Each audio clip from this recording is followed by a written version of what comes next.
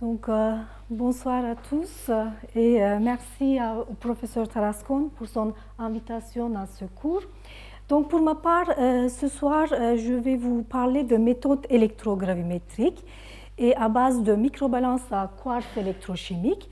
Et je vais essayer de vous expliquer comment on peut contribuer à la meilleure compréhension de l'interface électrochimique. Donc, je ne reviendrai pas sur le fonctionnement de batterie, Jean-Marie l'a déjà vous expliqué, mais en revanche, je voudrais souligner l'importance de l'interface électrochimique et pourquoi elle mérite toute notre attention. Donc, cette interface électrochimique elle est importante pour le fonctionnement de batterie parce qu'elle est siège de processus importants. Par exemple, la désolvatation de cations avant leur insertion dans une électrode de matériaux d'électrode, tout simplement influençant le transfert ionique à l'interface, et aussi la formation de l'interface solide-électrolyte, le SEI, qui est directement à la performance à longue durée de notre batterie.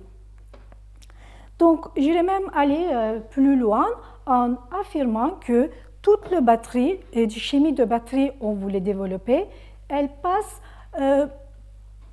avec une meilleure compréhension et ingénierie de cette interface. Par contre, cette interface, c'est dynamique et c'est pas facile à contrôler. Donc, c'est pour ça qu'on a besoin des outils pour le suivi en situ simultanément pendant le fonctionnement d'une batterie. Donc, si maintenant on regarde un peu plus schématiquement qu'est-ce qui se passe à l'interface, en fait, pendant le charge et décharge de notre batterie, le contenu de lithium ou la quantité de lithium dans notre électrode, ça change. Donc là, le masse d'électrode, ça augmente ou diminue. Et tout ça aussi relié à la désolvatation de cet ion. Par exemple, le lithium, il doit se débarrasser le cortège de molécules de solvant avant leur insertion dans le matériau dédié.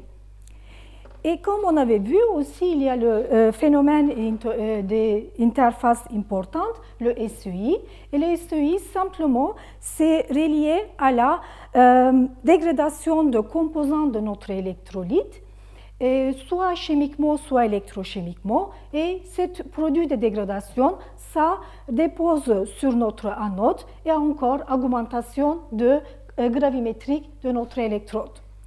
Et cet SEI aussi dynamique parce qu'il peut restructurer ou on peut aussi avoir de dissolution de cet SEI. Donc encore, on a intérêt de suivre le SEI dynamiquement.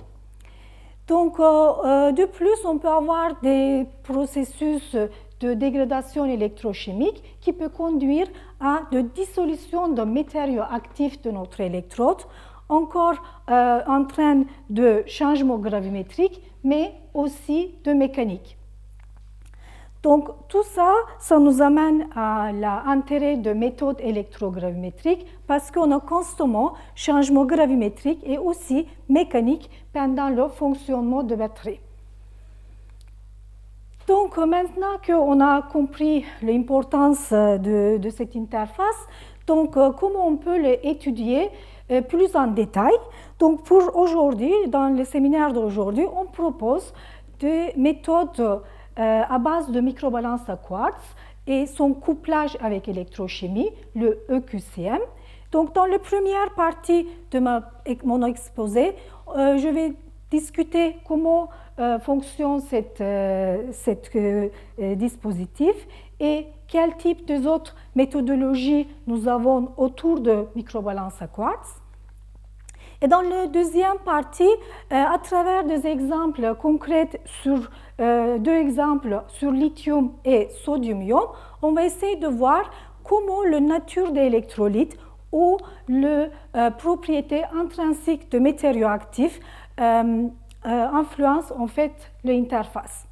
Dans la troisième partie, on va aller essayer d'aller un peu plus loin et on va essayer de voir si cet capteur gravimétrique ou le capteur de QCM peut être utilisé au-delà de la électrogravimétrie. Donc, j'aimerais revenir sur le fonctionnement de microbalance à quartz. Donc, la QCM, et c'est le cœur de ce dispositif. En fait, c'est un cristal de quartz, c'est un matériau piézoélectrique, et on dépose 2 électrodes dans les 2 phases. Donc, quand cet cristal a excité par une tension alternative, il y a une onde acoustique qui est générée. Et le courant qui passe à travers de ce dispositif qui donne une pique à la résonance de fréquence. Donc, la largeur de cette pique, ça nous donne une information importante. Donc, cette largeur, c'est relié à la dissipation de cette onde acoustique et aussi à une simple grandeur pour déterminer la qualité de résonance. Donc, l'intérêt de ce dispositif QCM, c'est son grande sensibilité de la masse ajoutée. En fait, quand on ajoute une masse sur ce dispositif, donc le système oscillant, ça devient beaucoup plus lourd. Donc, du coup, sa résonance naturelle, ça décale vers la fréquence plus bas. Donc, en fait, cette relation entre la fréquence et changement de masse était déjà étudié ou relevé par Soubray. Donc, comme vous pouvez voir ici, la relation directe entre le changement de fréquence et le changement de masse. Et juste pour avoir une idée de cette sensibilité, donc pour un résonateur qui fonctionne à 9 MHz, 1 Hz de changement correspond à 1,09 nanogramme par centimètre carré. Donc, il faut faire attention parce que cette linéarité, c'est valable que quand on a une masse ajoutée qui est rigide, purement élastique, fin, et aussi il faut avoir une surface très plate. Donc, comment on peut être sûr que cette condition de Soubray applique et on peut utiliser cette linéarité? Donc, une bonne pratique, c'est aussi de surveiller un autre paramètre parallèle à fréquence, c'est le résistant motionnel de ce dispositif. Donc, si on a une résistance motionnelle faible, c'est-à-dire qu'onde acoustique, il n'y a pas de difficulté de passer à travers. Donc, du coup, on a une masse rigide. Mais si cette résistance motionnelle qui est plus élevée, c'est-à-dire que la masse ajoutée, ce n'est pas rigide, ça peut être viscoélastique, ou on a un mauvais couplage avec la surface de cristal. Donc, dans ce cas plus complexe, qu'est-ce qu'on peut faire? Il faut aller de méthodes beaucoup plus compliquées et le modèle plus compliqué. Donc, ça, on va voir dans plus tard dans la présentation. Donc, si on regarde un peu l'évolution de la méthodologie de QCM, donc, quand on a vu, Soubray, il était le premier à mettre en avant cette relation entre la fréquence et la masse, mais ça, c'était pour une oscillation dans R. Donc, ça aussi a conduit des autres études qui a regardé en fait une interface solide-liquide. Et ça, c'était fait par Kanazawa et Gordon. Donc, on peut voir que cette équation, il y a des paramètres qui sont reliés à la liquide, nous avons de l'interface. Donc, plus tard, dans le plus de développement instrumental, et plutôt type d'analyseur de réseau, ou plus récemment avec l'équipement comme QCM avec surveillance de dissipation à multi-harmonique qui a nous donné de opportunités pour étudier le film beaucoup plus complexe comme le film viscoélastique on a vu tout à l'heure. Donc, parallèle à ce développement instrumental, il y avait aussi des développements dans le côté de modélisation viscoélastique. Donc, principalement, c'est deux groupes qui ont travaillé dessus. Et donc, cette modélisation, avancer sur la modélisation viscoélastique, donc ça nous permet d'interpréter la dissipation de cette onde acoustique quand on a une couche viscoélastique ajoutée sur le cristal. Donc, quand le QCM a été montré que ça fonctionne aussi en liquide, donc ça a donné aussi naissance de utilisation, donc ça couplage avec l'électrochimie. Donc, du coup, la naissance de QCM, c'était quasiment dans le même temps. Et le QCM, c'était déjà utilisé dans le domaine de batterie, par exemple par Orbach pour la formation de SEI, par EQCM. Et aussi, Jean-Marie, il a montré qu'on peut utiliser le EQCM pour la réaction de conversion et alliage. Et plus récemment, dans les dernières décennies, en fait, QCM était revisité plutôt pour regarder l'interface de supercondensateur. Mais plus récemment, on a aussi montré l'intérêt de cette technique pour étudier une interface de batterie. Excuse-moi. Donc, notre équipe aussi contribue aussi à cette activité. Maintenant, j'aimerais souligner une autre technique créée. C'est une technique, dans le titre de cette présentation, la AC électrogramétrie. C'est un couplage de QCM avec spectroscopie d'impédance électrochimique. Donc, cette technique, ça a été créée dans un laboratoire français, maintenant c'est au Sorbonne Université. Donc, ce couplage nous donne une autre dimension à cette mesure parce que on fait simultanément on fait de l'impédance électrochimique, donc on a une dimension temporelle. Et plus récemment, on a commencé d'introduire cette technique pour étudier l'interface de électrodes de batterie. Donc, juste pour montrer qu'est-ce que AC électrogrammétrie peut faire plus que EQCM classique. Donc, d'abord, le EQCM classique, il est connu pour suivre les variations de masse d'une électrode en réponse à une réaction électrochimique. Donc, par exemple, quand on fait un cyclage de notre électrode, donc pendant la charge et décharge, donc on peut avoir l'insertion et désinsertion des ions, par exemple lithium, et ça nous entraîne une augmentation ou diminution de masse de notre électrode, qui peut être suivie simplement par QCM classique. Mais si on a des processus un peu plus complexes, par exemple, s'il y a plusieurs espèces qui sortent en même temps, donc pour compenser les charges, ou il y a aussi des solvants qui accompagnent notre ion. Donc, dans ces cas, l'efficacité de QCM, ça diminue. Et donc, là, c'est l'intérêt de AC électrogrammétrie pour le cas plus complexe. Tout d'abord, comme c'est un couplage avec impédance électrochimique, donc on a une dimension temporelle, donc du coup on peut étudier le cinétique de transfert à l'interface. Donc si une espèce qui est entrée et sortie plus rapidement que les autres, on peut séparer leur contribution parce que c'est une mesure faite en fonction de fréquence. Donc, comme on a encore le côté de QCM dans ce couplage, on peut identifier cette espèce plus précisément. Donc, du coup, le AC électrogrammétrie, ça peut être assez complémentaire à classique QCM et on peut dire aussi même à la fois plus puissante. Donc, là, maintenant qu'on a vu comment à peu près les techniques qui fonctionnent, dans la deuxième partie de cet exposé, on va regarder dans les deux exemples précis, donc comment on peut bénéficier de cette technique pour étudier l'interface de batterie.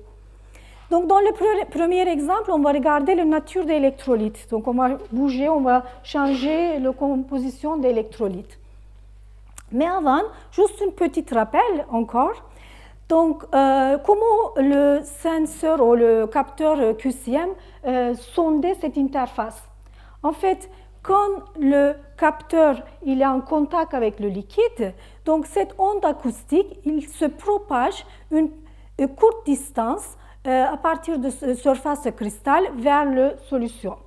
Donc, cette distance s'appelle de profondeur de pénétration de cette onde acoustique et en fait, ça dépend de l'électrolyte qu'on utilise et aussi la fréquence de notre dispositif de QCM. Donc, par exemple, pour une carbonate de propylène assez souvent utilisée dans le domaine de tests de batterie, donc elle est égale autour de 260 nanomètres. Donc, en fait, le QCM, c'est sensible à la surface et on peut jouer avec la sensibilité en jouant avec les fréquences. Donc, tout le phénomène, nous avons vu tout à l'heure, potentiellement est étudié avec le EQCM, particulièrement la structure et la composition de double couche électrochimique. Donc, pourquoi cette double couche électrochimique? Parce que c'est vraiment relié à la performance de batterie. Parce qu'elle régule le transfert de charge à l'interface et il y avait des études récentes que cette composition de cette interface elle est vraiment reliée à la éventuelle solid electrolyte interface. Il peut être considéré comme un précurseur pour l'éventuel SUI. Donc, on a proposé QCM pour une étude de EDL, composition et de structure. Par contre, pour cette étude fondamentale, on a besoin d'un système modèle. Donc, on a choisi trioxyde de molybdène pour cette étude parce que c'est un oxyde de métaux, il peut réversiblement échanger, intercaler, désintercaler le lithium à un potentiel optimal à 2,3 volts. Donc, du coup, on n'a pas d'interférence de décomposition d'électrolytes à notre mesure de fréquence. Donc, cet matériau était électrodéposé sur notre capteur QCM. Donc, finalement, on a obtenu une film dense, rigide et relativement homogène et la surface plate. Donc, c'était parfait pour une étude fondamentale de EDL par EQCM. Donc, nous avons cyclé cette électrode dans une électrolyte assez classique, donc propylène carbonate avec lithium perchlorate comme sel. Donc, à noter qu'on a utilisé une cellule spécifique développée dans notre groupe. Donc, dans cette cellule hermétique, on peut faire des tests dans les conditions hermétiques de batterie et on peut utiliser ce capteur modifié avec notre film d'intérêt et on peut utiliser cette électrode comme une électrode de travail. Donc, quand on regarde notre réponse, on peut voir qu'on a une augmentation et diminution de masse au cours de plusieurs cycles et c'est assez réversible. Et on a aussi cette résistance motionnelle, c'est assez petit et donc on peut utiliser le QCM comme une sonde gravimétrique. Donc, on a nominalement attribué cette augmentation et diminution de masse à insertion et désinsertion de lithium.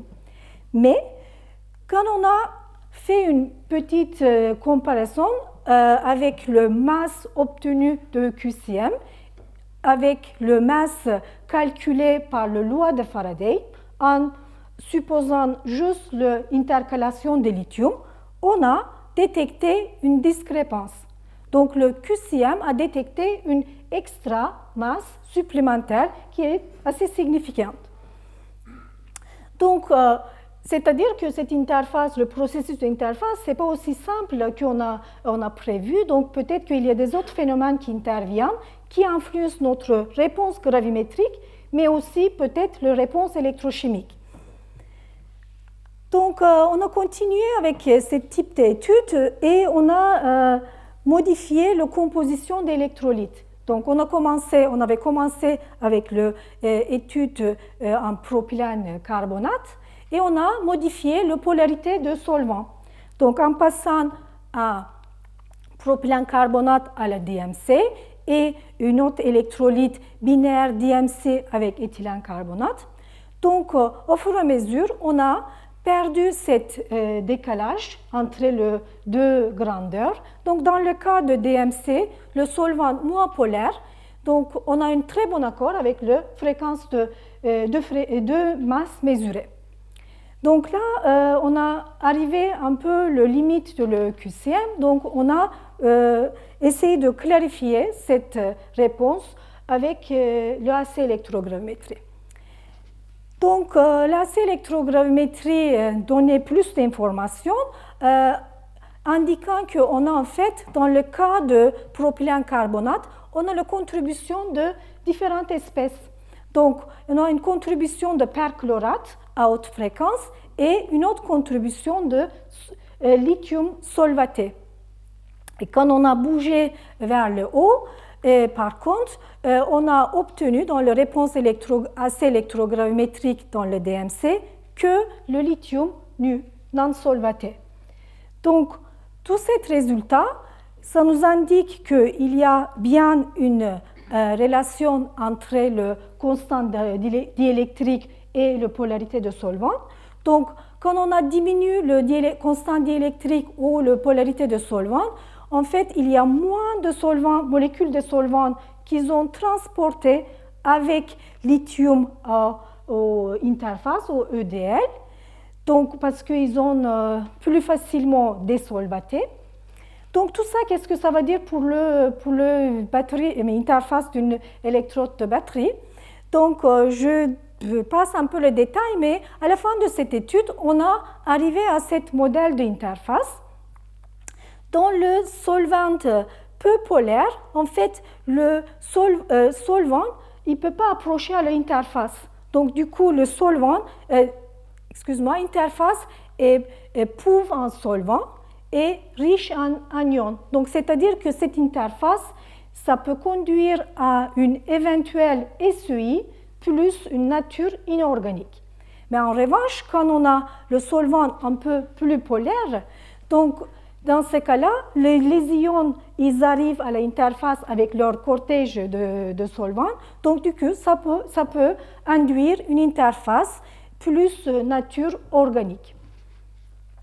Donc, en résumé, en fait, avec une étude de QCM AC électrogramétrie, on a pu démontrer expérimentalement la relation directe entre la polarité de solvant et la désolvatation.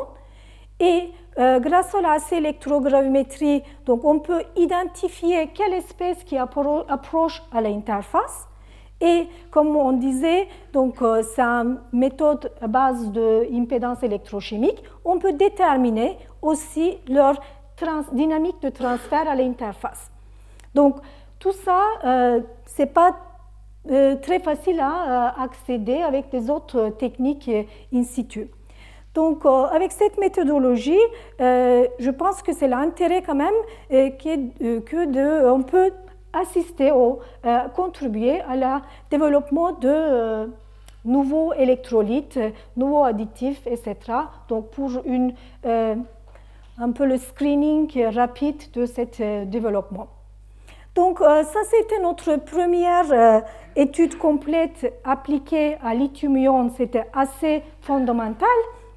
Donc, plus récemment, nous avons changé un peu le focus et on avait dit, est-ce qu'on peut aller dans le système un peu plus récent, et comme le nouveau chimie de batterie sodium-ion, comme vous avez vu dans le cours de Jean-Marie. Donc, Jean-Marie va vous montrer des matériaux de cathode pour sodium-ion. Donc, on a fait une étude sur cette composé, sodium-vanadium phosphate, le MVP. Donc, on a travaillé encore dans les différents électrolytes, mais en jouant avec sa composition. Donc, je vais passer un peu le détail, mais il y avait un aspect assez intéressant dans cette étude qu'on a déterminé, on a observé constamment une pic de perte de masse avant l'insertion des sodium dans les structures.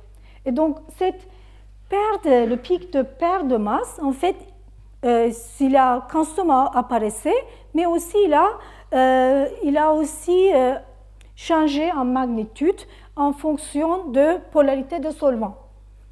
Donc, ça nous a indiqué qu'on peut-être qu'on en fait, observe avec le EQCM déjà cet process de désolvatation parce qu'il y a un pic de perte de masse juste avant l'insertion de sodium. Et comme Jean-Marie vous avait expliqué, cette matériau de cathode, il a une particularité, il a une structure nacicone.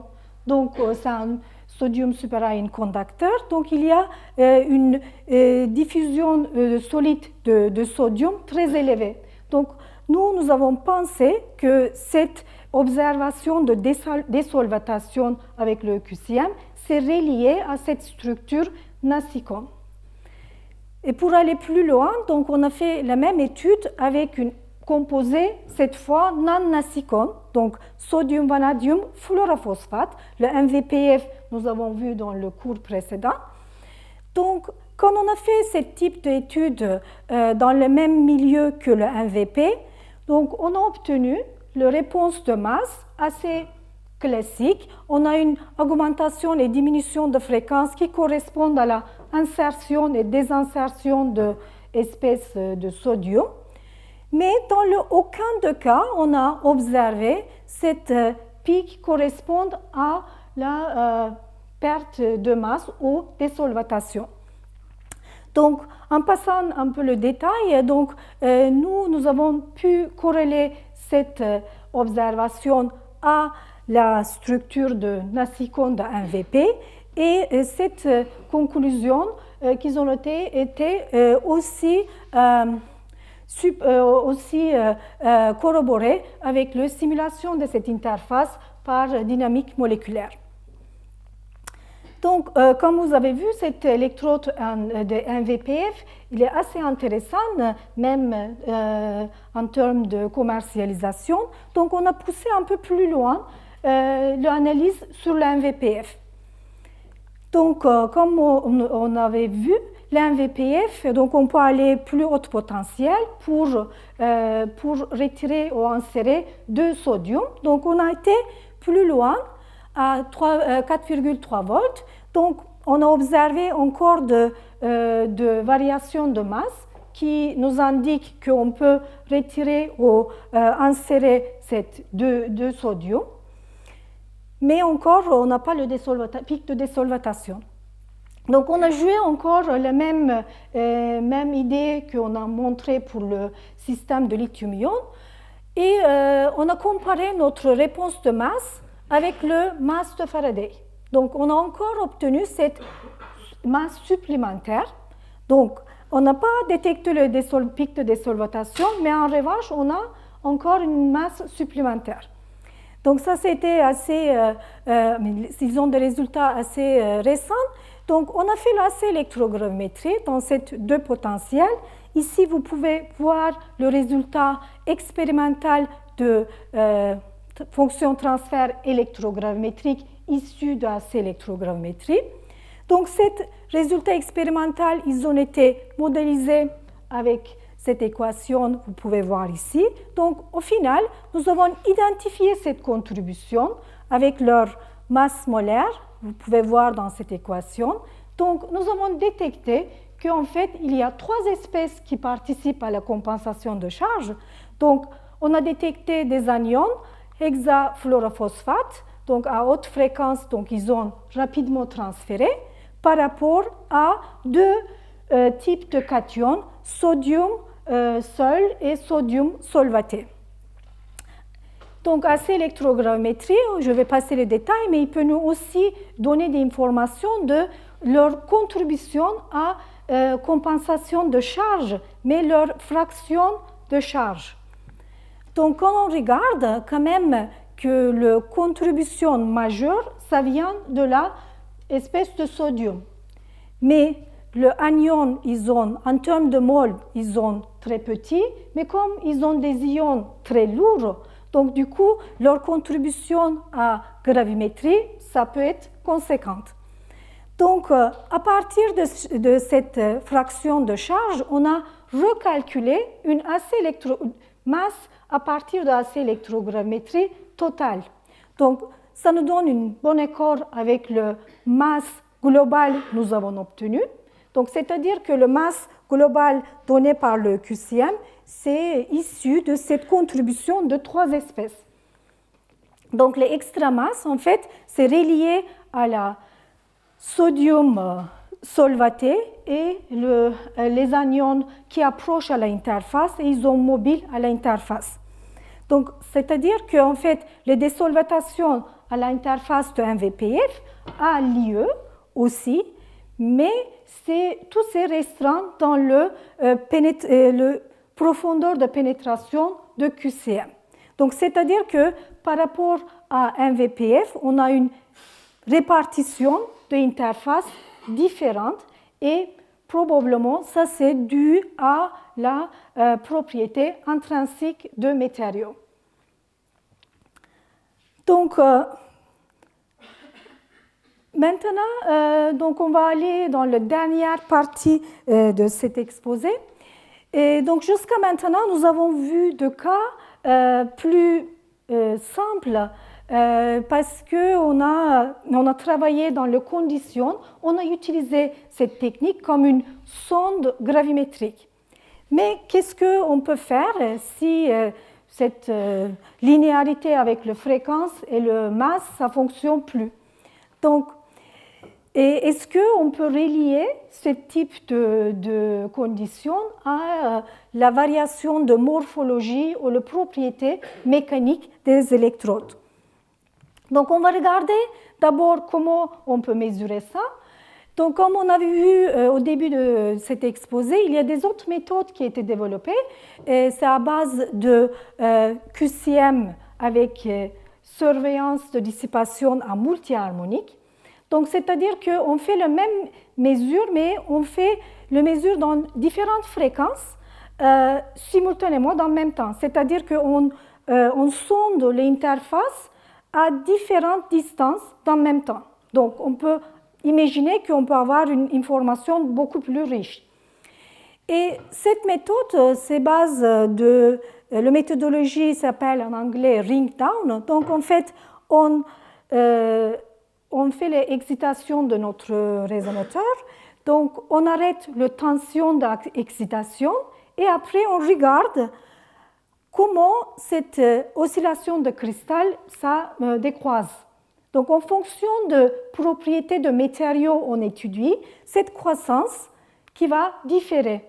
Donc, avec ce profil, on peut relier tout ça à la propriété mécanique. Donc, l'idée derrière, c'est à peu près ça. Donc, pour un matériau rigide, en fait, toute cette mesure à différentes fréquences, ils restent constantes quand on normalise, tout comme pour le facteur de dissipation. Mais ça nous donne quand même un point de départ, point de référence pour aller étudier des matériaux viscoélastiques. Donc, quel type de cas non gravimétriques on peut avoir? Donc, un peu schématisé ici. Donc, si on a un matériau rigide ajouté sur l'électrode, donc comme vous pouvez voir, le onde acoustique c'est pas perturbé, donc il comporte comme une extension de cristal. Mais cette couche rigide, ça peut être, donc ça nous donne un cas gravimétrique, mais cette couche, ça peut être poreux. Dans ce cas-là, cette porosité, ça peut être différente que le onde acoustique, le longueur de onde acoustique, et ça peut nous donner des informations beaucoup plus différentes parce que on perd en fait la linéarité entre la fréquence et le masse. Donc c'est un cas non gravimétrique. Donc, le deuxième cas non gravimétrique, si on a une couche pas rigide mais viscoélastique. Donc, dans ce cas-là, en fait, il y a seulement une fine couche de cette électrode qui décale dans la même façon que le cristal. Donc, du coup, le onde électroacoustique s'est perturbé, comme vous pouvez voir ici avec le pente qui est différente par rapport à une film rigide. Donc, on a détecté un autre cas non gravimétrique, donc le film mou. Donc, qu'est-ce qu'on peut faire quand on a dévié de le cas gravimétrique?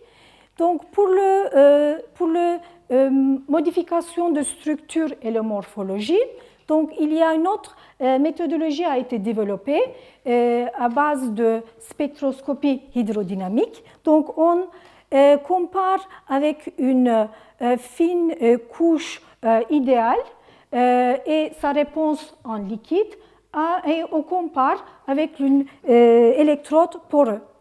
Donc, la déviation de cette réponse, ça nous donne l'information sur la porosité, sa forme et aussi la dimension. Donc, si on a maintenant une film viscoélastique, donc on a encore reposé sur la mesure de EQCM avec surveillance de dissipation. Donc, on a la mesure de dissipation et la fréquence à différentes harmoniques. Et dans ce cas-là, on modélise tout set de données avec un modèle viscoélastique de type Voigt. Donc, cette analyse, ça nous donne des informations sur la mécanique, comme le G', G-seconde, c'est la rigidité, la viscosité de film, et aussi de densité et l'épaisseur.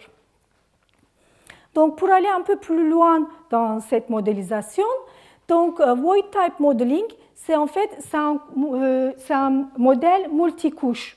Donc, il faut se souvenir que aussi le SEI, on avait parlé dans la première partie de cet exposé, c'est aussi une couche supplémentaire ajoutée sur notre anode.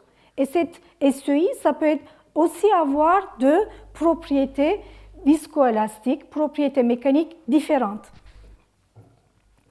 Donc, ce modèle de Voigt explique en fait chaque couche avec 4 paramètres inconnus, donc la densité, l'épaisseur de film et sa élasticité et viscosité. Donc, aussi une autre grandeur on peut déterminer, c'est le Voigt mass. Comme tout à l'heure on a vu, c'était le Soubray mass. Cette Voigt mass, et on peut considérer comme une masse corrigée après les propriétés mécaniques de film considérées, prendre en compte.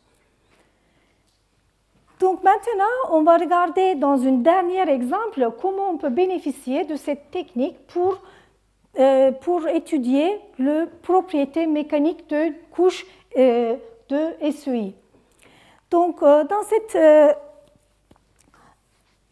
cet exemple, j'ai choisi, donc les chercheurs, ils ont été intéressés par la formation de SEI sur une électrode modèle en carbone dans 2 types d'électrolytes. Donc, dans le LP47, c'est une électrolyte assez classique dans le domaine de batterie, et ils ont étudié l'effet de trace d'eau dans cet électrolyte et comment le SEI peut évoluer en fonction de contenance en l'eau. Donc, ils ont travaillé, développé une cellule EQCMD. Donc, le capteur de QCM s'est intégré quasiment dans une cellule Swetchlock. Donc, ils ont combiné cet capteur de QCM avec leur vrai anode. Donc, à savoir que cet capteur aussi recouvert de le même matériau de anode réel. Donc, ils ont cyclé cette cellule entre 3 et 0,25 volts versus lithium. Et donc, on peut déjà voir dans les 2 électrolytes différentes le résultat de EQCM, c'est qu'ils sont déjà différents. Donc, on peut voir que dans le cas, on a de traces d'eau dans l'électrolyte, la fréquence, c'est beaucoup plus importante.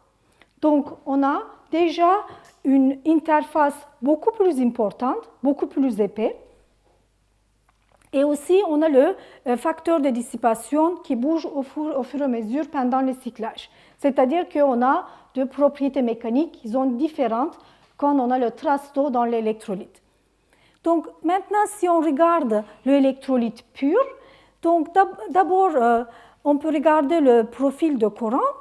Donc, on avait dit qu'on a deux électrodes, deux anodes en fait. Donc, le anode réel et anode déposé sur le capteur de QCM. Donc, déjà, le profil de courant, ils rassemblent assez.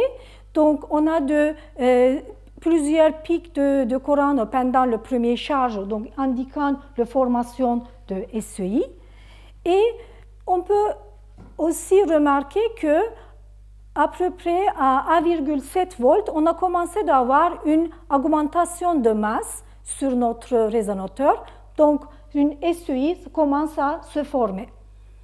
Et les chercheurs aussi, ils ont fait la modélisation de viscoélastique et ils ont déterminé cette G' et le G seconde, la rigidité et la viscosité de cette couche. Donc, cette valeur, ils sont assez faible. Donc, cette couche déposée, c'est pas rigide, c'est une couche assez mou. Donc, on a détecté une masse, mais c'est quoi le mécanisme derrière? Donc, ils ont corrélé tous ces résultats avec l'analyse de gaz.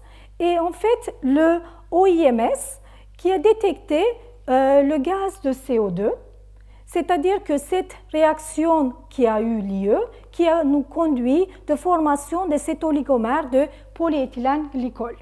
Donc, cette polyéthylène glycol oligomère, quand ils ont été assez longues, les chaînes assez longues, donc ils ont été déposés sur le résonateur qui a conduit de l'initiation de cette SEI. Donc maintenant, le même résultat dans la solution qui contient de traces d'eau. Donc le profil, déjà la masse, c'est assez différent parce que l'augmentation de masse ici commence beaucoup plus tôt, à peu près 2,4 volts. Donc encore, c'était corrélé avec l'analyse de gaz. Donc les chercheurs, ils n'ont pas détecté cette fois le CO2. Donc c'est-à-dire qu'il y a une surplace d'eau dans l'électrolyte et c'est-à-dire qu'on a encore beaucoup plus d'ions de hydroxyle qui en fait capturent des CO2 qui nous conduit à la formation de cet composé inorganique carbonate de lithium. Donc, c'est-à-dire que cette l'augmentation de masse serait liée à carbonate de lithium. Donc, maintenant, si on regarde la propriété mécanique de cette couche, on peut observer qu'en fait, les valeurs de G' et G seconde, ils sont beaucoup plus importantes que le cas avant. Donc, c'est-à-dire, c'est en corrélation avec la formation d'une couche inorganique par rapport au cas précédent. Il y avait le polyéthylène glycol qui était déposé sur le résonateur. Donc, bien sûr, la variation de masse, ils ont continué jusqu'à 0,25 volts. Donc, c'est-à-dire que cette couche initiale qui a ralenti de dégradation de l'électrolyte ultérieure, mais quand même la passivation totale nécessite de formation de cette couche riche en lithium-éthylène dicarbonate. Encore, ces deux résultats étaient corrélés entre les deux qui nous amène à un mécanisme à peu près complet. Donc, comme avec ce modèle, on peut aussi mesurer l'épaisseur de différentes couches. Donc, l'épaisseur de SEI, c'était estimé. Et l'épaisseur des SEI quasiment doublée quand on a des traces d'eau dans l'électrolyte. Donc, c'est-à-dire qu'il y a vraiment la composition était différente. Et sa rigidité, la viscosité, c'était quasiment 10 fois plus. Par contre, cette valeur, si on regarde, ils ont toujours, dans les deux cas, ils ont moins que le 10 mégapascal. Et si on compare, si on met ça dans la perspective, si on compare toute cette valeur de rigidité et de toutes les composants nous avons parlé tout à l'heure, carbonate de lithium ou le LiDC au polyéthylène-glycol, donc ils sont beaucoup plus grands. Donc qu'est-ce que ça peut dire? Donc dans le cas de ce manip, en fait, le SEI, ça peut être pénétré par le solvant et probablement dans la partie organique de cette SEI, absorbe le solvant qui réduit la rigidité de cette couche par rapport à la mesure, la valeur de mesure obtenue par la mesure ex situ. Ça peut expliquer la différence entre les mesures in situ et ex situ. Donc, avec cet exemple, je pense que je suis à la fin de cet exposé. Donc, j'espère que j'ai pu montrer l'intérêt de techniques à base de EQCM comme une probe, comme une sonde gravimétrique, mais aussi mécanique et même morphologique. Mais encore, comme toutes les techniques analytiques, rien n'est parfait. Donc, du coup, on peut toujours apporter des améliorations. Personnellement, je pense que le QCMD, c'est très puissant, mais quand même, il y a un effort à faire dans la simplification de modèles et aussi le traitement de données. Dans le côté instrumental, donc aussi, il y a des efforts à faire. Notre groupe particulièrement participe à cet effort par le développement de AC électrogravimétrie. Donc, c'est un couplage entre le QCM et l'impédance électrochimique. Mais au jour d'aujourd'hui, c'est un sonde que gravimétrique. Donc, maintenant, on travaille d'ajouter de nouvelles fonctions à AC électrogravimétrie pour lui aussi rendre une sonde mécanique. Mais aussi, il faut faire attention parce que est-ce que tout ce qu'on a obtenu dans les cellules, aux demi-cellules ou dans les différents designs des cellules, est-ce que toute cette information c'est transférable à un monde réel?